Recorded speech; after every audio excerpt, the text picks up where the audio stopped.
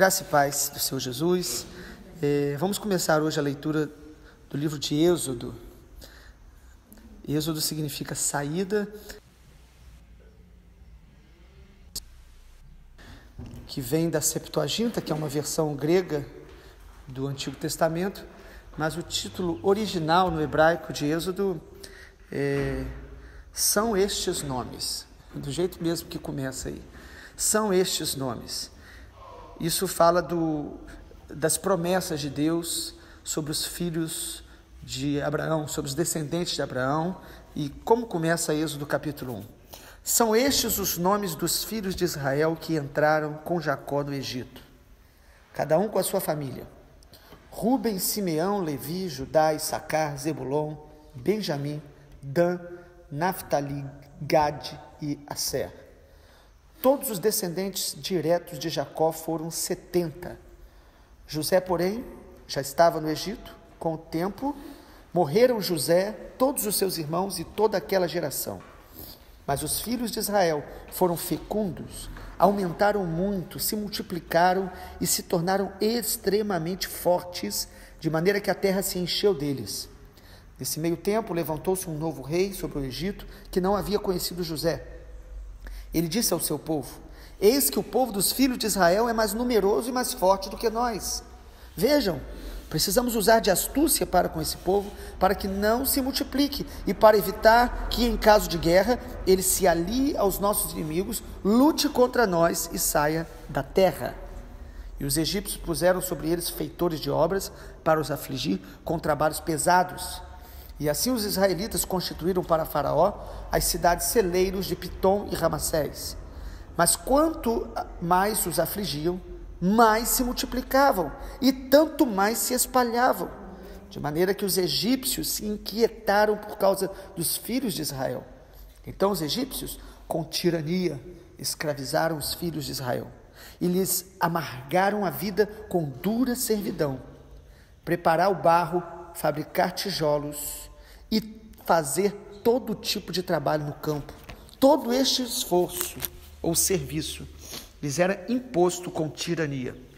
O rei do Egito deu uma ordem às parteiras hebreias, das quais uma se chamava Sifrá e a outra se chamava Puá. Ele disse: quando vocês servirem de parteira às mulheres hebreias, verifiquem se é menino ou menina. Se for menino, matem. Se for menina, deixem viver. As parteiras, porém, temeram a Deus e não fizeram o que o rei do Egito lhe havia ordenado. Pelo contrário, deixaram viver os meninos. Então o rei do Egito chamou as parteiras e lhes perguntou: por que vocês fizeram isso e deixaram viver os meninos? As parteiras responderam a Faraó: é que as mulheres hebreias não são como as egípcias, são vigorosas e dão à luz antes que a parteira chegue. E Deus foi bom para as parteiras, e o povo aumentou e se tornou muito forte. E porque as parteiras temeram a Deus, ele lhes constituiu família.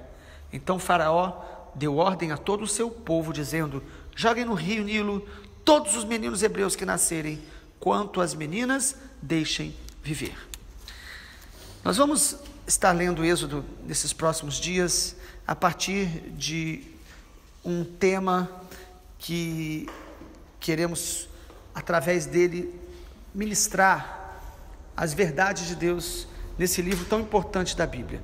Nós queremos falar sobre a renovação da mente para alcançarmos as promessas de Deus.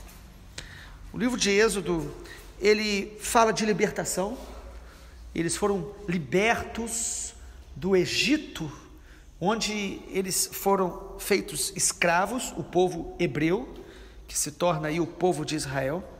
O livro de Êxodo fala sobre oração. A gente percebe isso no início, o povo clamando e orando. Nos fala sobre liderança, a grande liderança de Moisés. São tantos os temas, mas nós queremos focar esta renovação da mente, da identidade deste povo, para que eles pudessem não apenas sair do Egito, mas alcançar a terra prometida, a Canaã. E isso é um símbolo para nós. No Novo Testamento, a Bíblia diz que tudo o que foi escrito para o nosso ensino. E falando sobre o povo de Israel, o apóstolo Paulo escreve dizendo que nós temos as Escrituras para que possamos aprender com o exemplo deles, o exemplo daquilo que eles acertaram em obedecer e andar com Deus, e também o exemplo daqueles que murmuraram e morreram no caminho, antes de conquistar as promessas. Nós queremos falar sobre isso, começando aí no capítulo 1. É importante a gente se atentar para o fato que Êxodo é uma continuidade de Gênesis, não apenas cronológica, mas se você perceber no versículo de número 24 de Gênesis 50, então, versículo 24 do capítulo 50 de Gênesis diz: José disse a seus irmãos: eu vou morrer em breve, mas Deus certamente visitará vocês e fará com que saiam desta terra para ir à terra que jurou a Abraão, a Isaque e a Jacó. E José pediu aos filhos de Israel que fizessem um juramento dizendo: Deus certamente visitará vocês, e quando isso acontecer, levem os meus ossos daqui. O livro de Gênesis fala da criação de Deus, fala dos primeiros patriarcas. E em Gênesis capítulo 15, versículo 13, Deus falou para Abraão, a quem ele chamou para ser este que seria o pai da nação de Israel. Deus fala em Gênesis 15 que os seus descendentes seriam escravizados em terra alheia durante 400 anos. E aqui José, no capítulo 50 de Gênesis, fala assim: ó, Deus certamente visitará vocês. Por quê? Porque havia uma promessa. Então no capítulo 1 eu quero compartilhar um pouco sobre isso, esse processo de Deus para nos levar em direção às suas promessas. Êxodo começa com o povo hebreu escravo, os descendentes de José. José foi um grande líder no Egito. O texto diz que o faraó que conheceu José já havia morrido, e então o novo faraó, o novo rei do Egito, não conheceu, não se atentou, não honrou a história de José. E agora este povo, que é o povo de Deus, está escravo. Eles não são, mas eles estavam.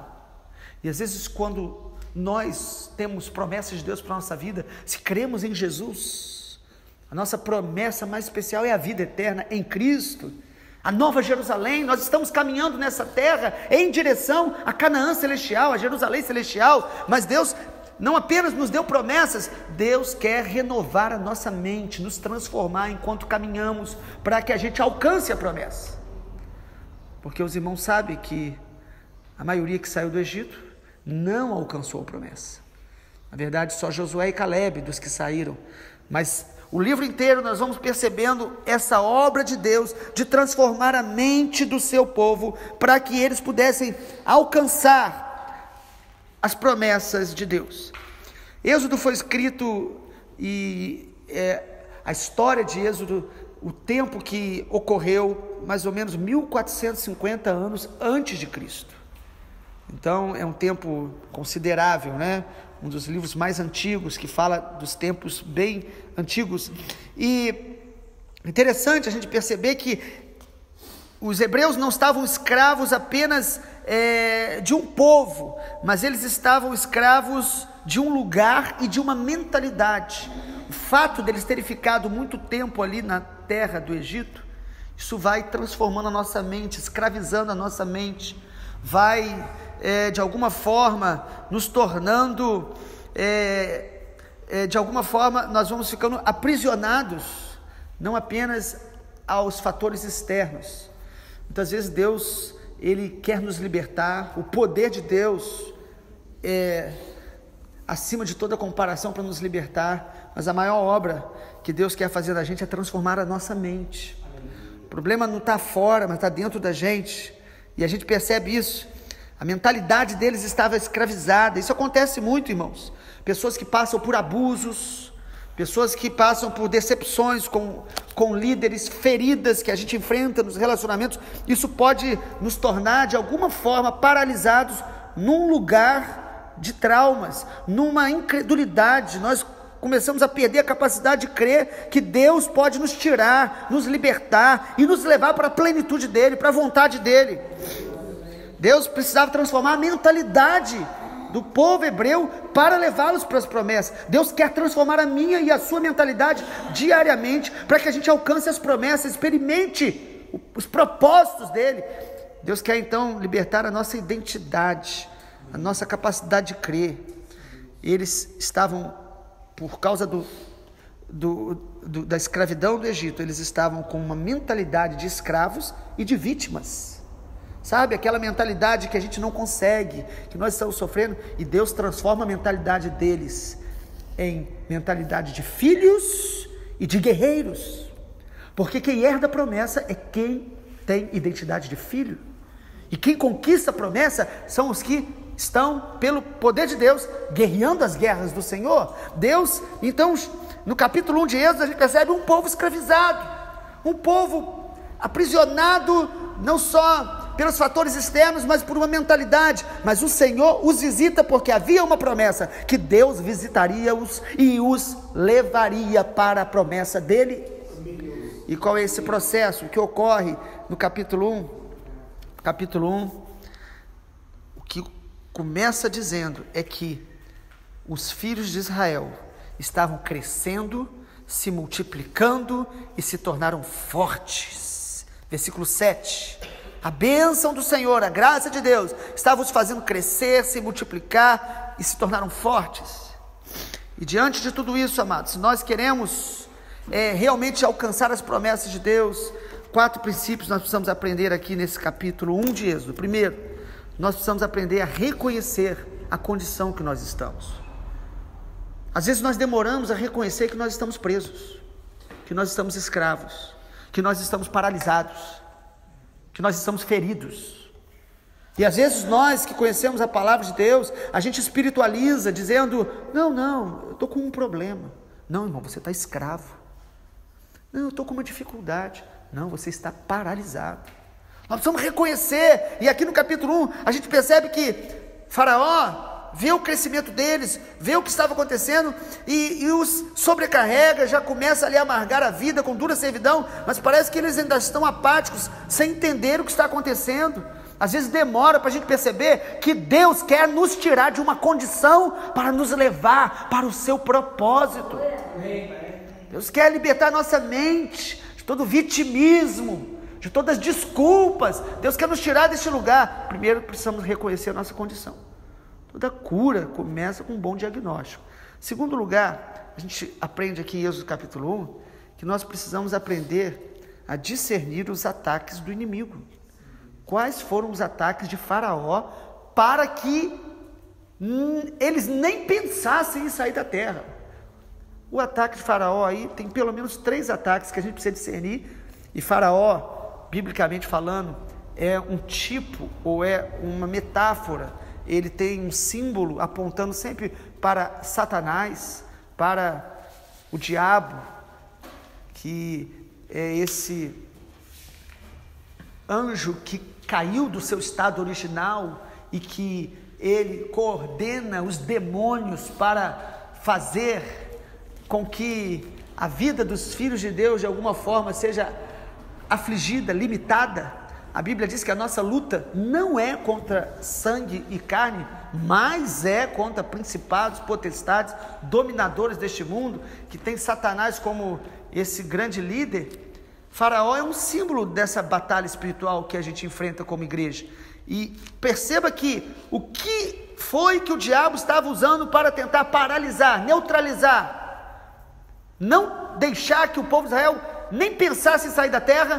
3 coisas que ele usou, nós precisamos discernir na nossa vida. Primeiro, sobrecargas. Aumentou as cargas. Ocupação.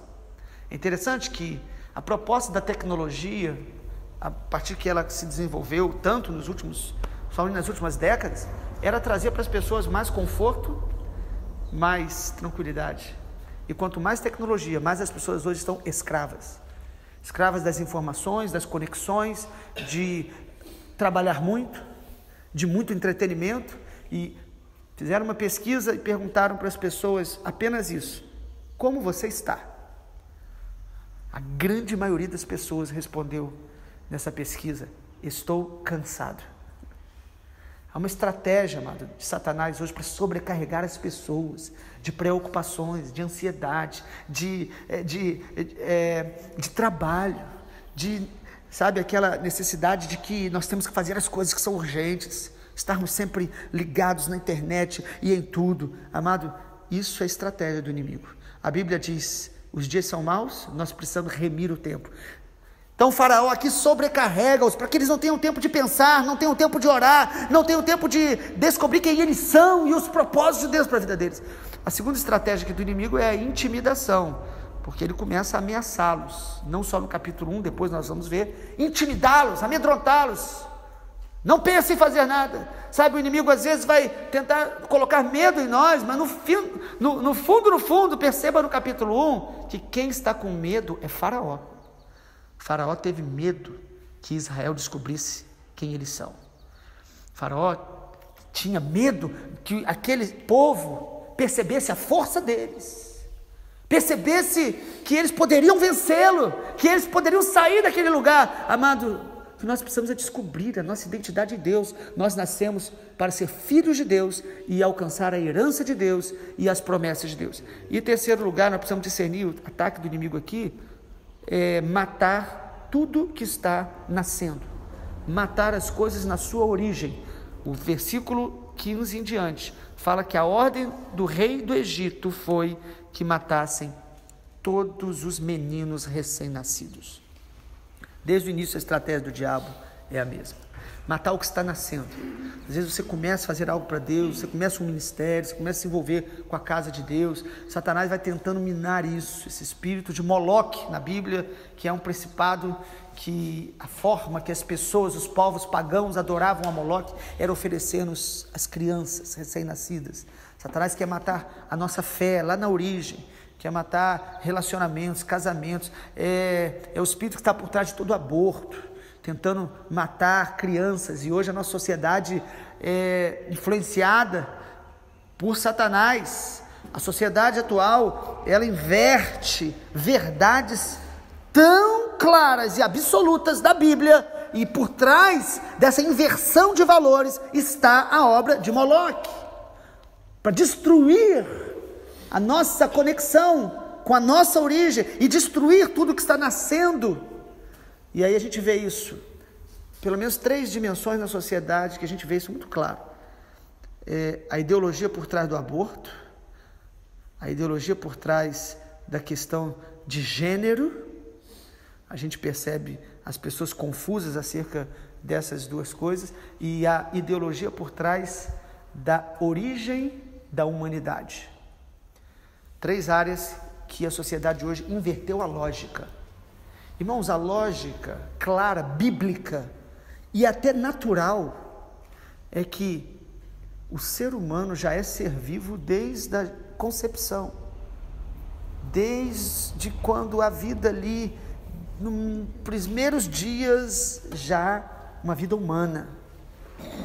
Todos os animais, eles protegem suas crias, e o ser humano hoje protege as tartarugas, os animais, mas matam os seus filhos já no ventre. Espírito de Moloque. Outra área da questão da ideologia de gênero. Deus criou macho e fêmea. Toda inversão dessa ordem é esse mesmo espírito, para confundir a identidade da pessoa, já confundindo a sexualidade.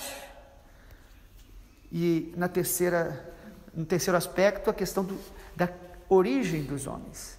Nós nascemos de Deus, para Deus, fomos criados por Ele, e vem a ideologia do evolucionismo para tentar destruir no homem a sua origem, a sua identidade em Deus, a sua paternidade, porque quando nós não cremos na paternidade de Deus, nós seremos pessoas confusas na nossa identidade, destituídas de propósito. Amado, por trás disso está a intenção do inimigo. Nós precisamos discernir isso para que a gente possa sair desse cativeiro na nossa mente e experimentar a plenitude da intimidade com Deus, a comunhão com Deus e em direção às promessas de Deus.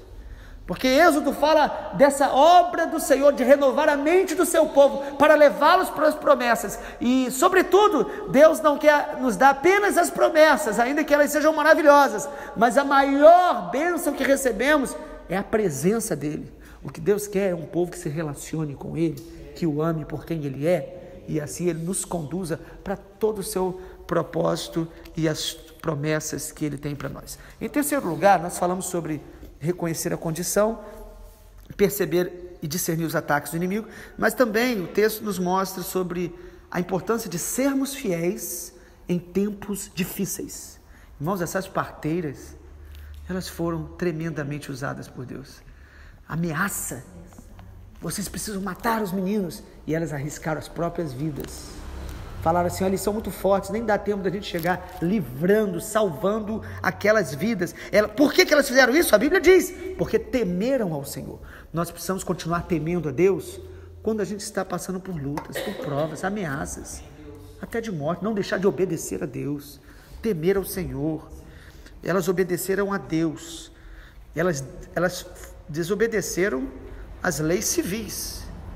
E isso é uma questão bíblica que alguns até se confundem, mas quando a lei civil é contrária à lei de Deus, nós obedecemos à lei de Deus, porque a autoridade do Senhor é a autoridade maior. E em último lugar, irmãos, a gente aprende aqui em Êxodo capítulo 1, que para a gente poder, Deus renovar nossa mente, para a gente alcançar as promessas, nós precisamos aprender a valorizar a nossa família. Você percebeu quantas vezes o texto fala de família? Primeiro, no capítulo 1, logo no início, fala que os filhos de Israel entraram ali conforme as suas famílias. Já deixa isso muito claro. Deus, Ele alcança a nossa vida para, através de nós, alcançar nossos familiares, abençoar a nossa família, salvar a nossa família. Depois você percebe que as parteiras, é muito interessante, Deus viu a obediência delas e Deus as abençoou, dando a elas família. A família é uma bênção de Deus na nossa vida. Ainda que a gente nasça numa família totalmente disfuncional, complexa, ame, honre, porque nisso Deus se agrada. E a gente vê também, quando eles vão sair do Egito, que a Bíblia diz que eles não deixaram ninguém para trás, mas toda a família saiu junto. Vamos orar, amar, proclamar a palavra de Deus para a nossa família e, sobretudo, viver a palavra de Deus para que a nossa família veja em nós a presença de Jesus e seja edificada. Vamos orar. Pai, obrigado porque a Tua palavra nos ensina. Os exemplos de Israel são exemplos para nós, igreja, nesse tempo. Nós oramos para que o Senhor renove a nossa mente pela Tua palavra e nos ensine, Pai, a sair de todo o domicílio da escravidão, do vitimismo, todo o domicílio das feridas, dos abusos, de sobrecargas que temos enfrentado nesse tempo. Pai, em nome de Jesus, que o Espírito do Senhor renove a nossa mente, para que possamos compreender que o nosso chamado principal é Te adorar, é Te conhecer e caminhar em direção às promessas que o Senhor tem na terra e, sobretudo, a nova Jerusalém, a Canaã celestial, nos prepara todos os dias e transforma a nossa mente, em nome de Jesus. Amém, Senhor.